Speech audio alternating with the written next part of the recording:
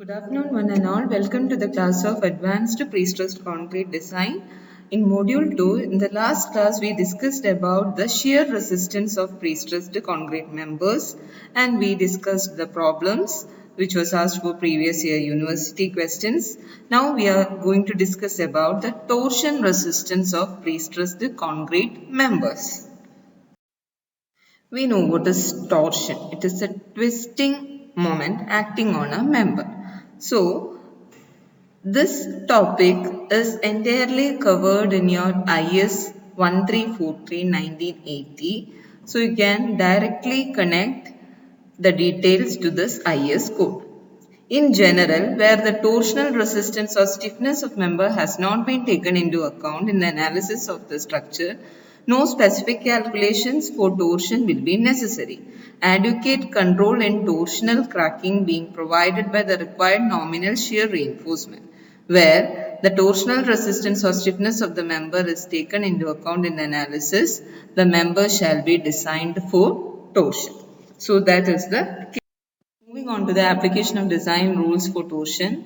It is applied to beams of solid rectangular section where D is greater than B, hollow rectangular beams with D greater than B and with a wall thickness T greater than or equal to B by 4 and T beams and I beams. In all these cases, the average intensity of pre-stress in the concrete shall be less than 0.3 FCK. Now moving on to the longitudinal reinforcement design. The longitudinal reinforcement shall be designed to resist an equivalent ultimate bending moment ME1. ME1 is given as M plus MT, where M is the applied ultimate bending moment at the cross section acting in combination with torsion capital T, and MT is given here. These are the details of ME2. ME2 is obtained as by MT minus M. Next step is the design of transverse reinforcement. Torsional moment and shear carried by concrete is determined by the equations mentioned in clause 22.5.4.1 of IS 1343-1980. The shear force carried by the concrete VE1 is given by the following relation. Next is the design of transverse reinforcement.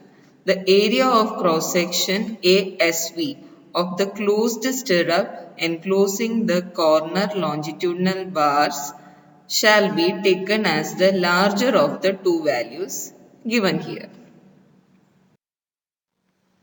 And thus we obtain the reinforcement. There is a condition for the minimum reinforcement.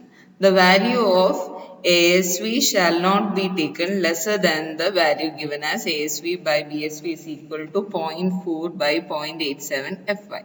For spans about 10 meter, these values may be multiplied by 10 by the span in meters, except for cantilever in which deflection calculation should be made.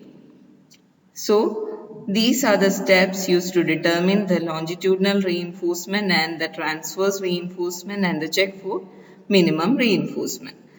Now, moving on to the distribution of torsion reinforcement. When a member is designed for torsion, torsion reinforcement shall be provided as below. All transverse reinforcement provided for torsion shall be in the form of closed stirrups perpendicular to the axis of the members. The spacing SV of the stirrups shall not exceed x1 plus y1 by 4 or 200 mm, whichever is smaller, where x1 and y1 are respectively short and long dimensions of the stirrup. Each end of the bar forming the stirrup shall be anchored in accordance with IS 456, and torsional reinforcement shall be continued to a distance not less than D by BW beyond the point at which it is no longer than theoretically required, where D is the overall depth and B W is the effective width of the web of a flanged member. So, these are the general steps followed in design of pre-stressed concrete members under torsion. Here all the steps are available in IS 1343 and you can follow it accordingly. The problems related to this topic is usually asked for the university